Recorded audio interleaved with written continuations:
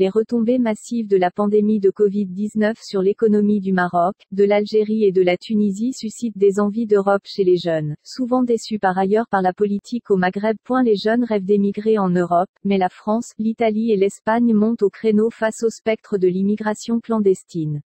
Entre désespoir politique et désillusion sur l'économie après les lourdes conséquences de la pandémie de Covid-19, de plus en plus de jeunes du Maghreb sont candidats au départ, notamment pour l'Europe de l'Ouest et du Sud, mais les grandes économies de la zone euro sont déterminées à lutter contre la migration clandestine. Elle figure au cœur de la visite du ministre français de l'Intérieur Gérald Darmanin cette fin de semaine à Rabat.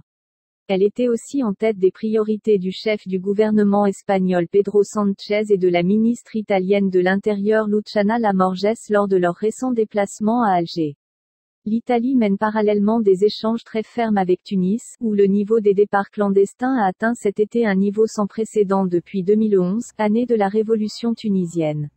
Le premier facteur des départs au Maroc, c'est la dégradation de la situation économique. En Algérie, c'est le désespoir lié à l'échec de changements politiques et, en Tunisie, la désillusion face à l'absence de perspectives politiques et économiques, estime Yvan Martin, chercheur espagnol spécialiste des migrations.